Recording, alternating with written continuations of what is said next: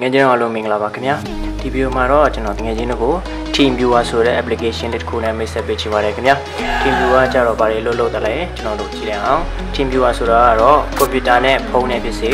ဖုန်းချင်းချင်းဖြစ်စေတစ်လုံးနဲ့တစ်လုံး internet နဲ့ချိတ်ဆက်ပြီးတော့ဖုန်းဒီမှာဖြစ်ဖြစ်ကွန်ပျူတာတွေမှာဖြစ်ဖြစ်ပြဿနာတက်လို့ရှိရင်အဝေးကနေတယောက်ကနေကျွန်တော်တို့ဖုန်းတွေကွန်ပျူတာတွေကိုလှမ်းပြီးတော့ပြင်ပေးလို့ရမယ်application လေးပေါ့နော်ဥပမာအနေနဲ့ကျွန်တော်ကဖုန်းကြောင်းသိမ်းနားမလဲဘူးဒါပေမဲ့ကျွန်တော်ငယ်ချင်းကကြတော့ဖုန်းပြင်တက်တယ်ပေါ့နော်အဲ့လိုချင်းနေမှာကျွန်တော်ဖုန်းထဲမှာ software တစ်ခုကိုမှာနှိပ်မိတယ်ဥပမာkeyboard ထွက်သွားတာတို့ဘာလို့ပေါ့နော်အဲ့လိုချင်းနေမှာကျွန်တော်ကကိုယ့်ဘက်ကိုပြန်ထည့်မတက်ဘူး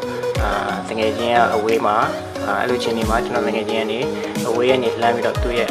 ကွန်ပျူတာနဲ့ဖြစ်ဖြစ်ဖုန်းနဲ့ဖြစ်ဖြစ်ကျွန်တော်ရဲ့ဖုန်းကို Teamviewer နဲ့လမ်းချိတ်ပြီးတော့ကျွန်တော်ရဲ့keyboard ဖြစ်ဖြစ်ပါဖြစ်ဖြစ်ဒီနေတဲ့အားကိုပြန်ပြီးတော့ download ပေးမယ်အဆင်ပြေလို့ရတဲ့ application လေးပေါ့နော်ဟုတ်ကဲ့ Teamviewer ကိုကျွန်တော်တို့Play Store မှာဖြစ်ဖြစ်ကျွန်တော်တို့App Store မှာဖြစ်ဖြစ်ကျွန်တော်တို့ free download ယူလို့ရပါတယ်ကျွန်တော်တို့ Android ပုံစံနဲ့ကျွန်တော်လုပ်ပြအောင်မှာဖြစ်ပါတယ်ခင်ဗျာဟုတ်ကဲ့ပထမဆုံးအနေနဲ့ကျွန်တော်တို့ Teamviewer ကို download ဖို့ကျွန်တော် Android ဖုန်းရဲ့ Play Store ကျွန်တော်သွားလိုက်အောင်ဟုတ်ကဲ့ Play Store ဝင်လာပြီဆိုလို့ရှိရင်ကျွန်တော်တို့ Teamviewer ပေါ့နော်ဒီမှာရေးရှာလို့ရပါတယ် Teamviewer Teamviewer ပေါ့နော်ဒီမှာကျွန်တော်ရေးရပြီရှာလိုက်မယ်โอเคပါမနော်ဒီမှာကျတော့ကျွန်တော် Teamviewer ဆွဲထားပြီးသားဖြစ်သွားပြီပေါ့နော်ငယ်ချင်းတို့ဆိုလို့မဆွဲသေးဘူးဆိုလို့ရှိရင်လည်းဒီမှာကျွန်တော် Teamviewer ကိုဒီနေရာမှာ install ဆိုတဲ့ဟာကိုကျွန်တော်နှိပ်လိုက်ရင် Teamviewer download လုပ်တော့ပေါ့နော်ဒီမှာကျွန်တော်ဖွင့်လိုက်မယ်ဖွင့်လိုက်ပြီဆိုတာနဲ့ဒီမှာသူ partner ID ပေါ့နော်ဒါကကြတော့သူတခြားဖုန်းကနေ ID ကိုယူလာပြီးတော့ကျွန်တော်ဖုန်းကနေသူ့ရဲ့ဖုန်းကို control လုပ်တော့ဗောနော်ကျွန်တော်ရဲ့ ID ကိုကျွန်တော်လိုချင်နေဆိုလို့ရှိရင်တော့ Teamviewer ရဲ့နောက်ထပ် application တွေတခုကိုကျွန်တော်ထပ်ပြီးတော့ဆွဲရမှာဖြစ်ပါတယ်အဲ့ဒါကြတော့ဒီမှာအပြင်ထွက်ဆမ်းမလို့ပါဘူးအောက်မှာ install quick support ဗောနော်ဒီကောင်လေးကိုကျွန်တော်နှိပ်ပြီးတော့နောက် application တွေတခုကိုကျွန်တော်ဆွဲလိုက်မယ်နော်ဒီကောင်လေးကိုကျွန်တော်နှိပ်လိုက်မယ် install လုပ်နေပြီ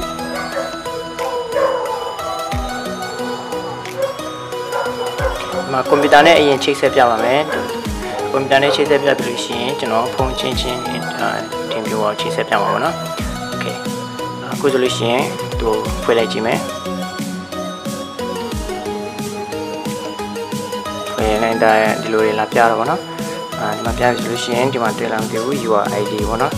ဒီကောင်လေးကိုကျွန်တော်နှိပ်လိုက်မယ်ပြီးရင်ခဏလေးစောင့်မယ်သူကနေကျွန်တော်ရဲ့ ID နံပါတ်ကိုသူပေးလာမှာဖြစ်ပါတယ်ဒီမှာဆိုလို့ရှိရင်ကျွန်တော်ရဲ့ ID နံပါတ်ကိုပေးလာပြီโอเคဒီ ID နံပါတ်ကိုကျွန်တော်တို့ကျွန်တော်ဖုန်းကို control လုပ်မယ်ဥပမာဖုန်းပြင်မဲ့လူရဲပေါ့နော်အဲ့ဒီလူကိုပေးလိုက်မယ်ဆိုလို့ရှိရင်သူကနေဒီကျွန်တော်ကွန်ပျူတာထဲက Teamviewer နဲ့ကျွန်တော်ရဲ့နံပါတ်ကိုဒီမှာလာထည့်မှာပေါ့နော်ကျွန်တော်နံပါတ်ကိုကျွန်တော်နှိပ်ထည့်လိုက်မယ်ဒီ98ဒီမှာဆိုလို့ရှိရင်ကျွန်တော်နှိပ်လိုက်မယ်ဆိုလို့ရှိရင်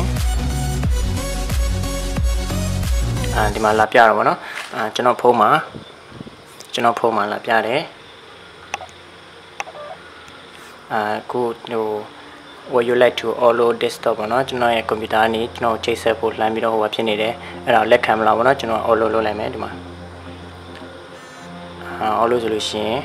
message ဝင်လာတယ်ဗောနော်ကွန်ပျူတာကနေကျွန်တော်ဖုန်းလှမ်းချိတ်လိုက်ပါပြီလို့အဲ့လိုချိတ်လိုက်ပြီဆိုတာနဲ့ကျွန်တော်ကွန်ပျူတာမှာကျွန်တော်ရဲ့ဖုန်းကျွန်တော်ဖုန်းမျက်နှာကိုကျွန်တော်လှမ်းပြီးတော့မြင်ရတော့မှာပေါ့နော်ကျွန်တော်တို့ဝေးနေတဲ့လို့ဆိုလို့ရှိရင်လည်းသူ့ရဲ့ကွန်ပျူတာမှာကျွန်တော်ရဲ့ဖုန်း screen ကိုလှမ်းပြီးတော့သွားမြင်အောင်ပေါ့နော်ဒီမှာဆိုလို့ရှိရင်ကျွန်တော်ဖုန်းမှာဘာတွေဖြစ်နေလဲဘာညာကိုsetting တွေထဲဝင်ပြီးတော့ဖုန်းပြင်တက်တဲ့လူကနေကျွန်တော်ဖုန်းဝင်ပြီးတော့ပြင်လို့ရတာပေါ့နော်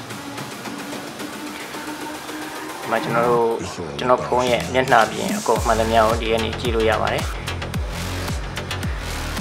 နောက်တစ်ခုကကြတော့ကျွန်တော်တို့ဒီ file တွေပေါ့နော်ကျွန်တော်တို့ video file တွေတခြင်းတွေကိုကျွန်တော်တို့ကူးလဲရပါတယ်အဝေးကနေလှမ်းပြီးတော့ကျွန်တော်ကူးလို့ရတာပေါ့နော်အဲ့ဒါကြတော့ဒီမှာ file transfer ပေါ့နော်အပေါ်မှာကျွန်တော်တွေ့ရလားမသိဘူး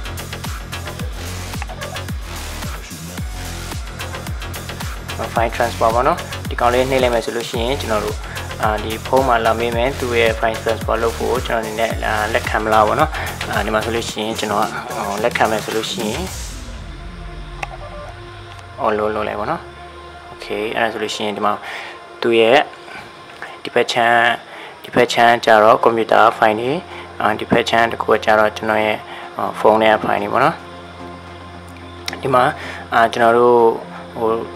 ယူမယ်ဆိုလို့ရှိရင်ဖုန်းဟောကွန်ပျူတာထဲထည့်မယ်ဆိုလို့ရှိရင်ဒီလိုလေးနှိပ်လာပြီးတော့ဥပမာကျွန်တော်တိလေးကိုနှိပ်ပြမယ်ဒီလိုနှိပ်လာပြီးတော့ကျွန်တော်ဒီဘက်မှာလာထည့်လိုက်ရုံပါပဲဒီမှာဆိုလို့ရှိရင်ကျွန်တော်ဆွဲလိုက်တဲ့ဟာလေးရောက်သွားပြီပေါ့နော်โอเคဒါကတော့ဖုန်းနဲ့ကွန်ပျူတာနဲ့ join တဲ့ဟာပေါ့နော်နောက်တစ်ခုအနေနဲ့ကျွန်တော်ဖုန်းချင်း join တဲ့ဟာကိုကျွန်တော်လုပ်ပြမှာဖြစ်ပါတယ်โอเคတော့ပေးလိုက်တော့မယ်နော်ဖုန်းနဲ့လုပ်ပြဖို့အတွက်ဒီကျွန်တော်ရဲ့ ID ပဲကျွန်တော်ယူပါပေါ့နော်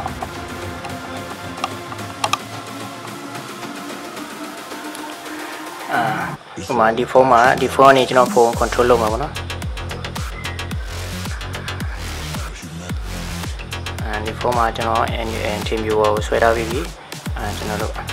စပြီးတော့ဝင်ကြည့်လိုက်အောင်ဒီမှာဆိုလို့ရှိရင်ကျွန်တော်ရဲ့ ID ကိုဒီမှာလာထည့်မယ် It's all about humanity.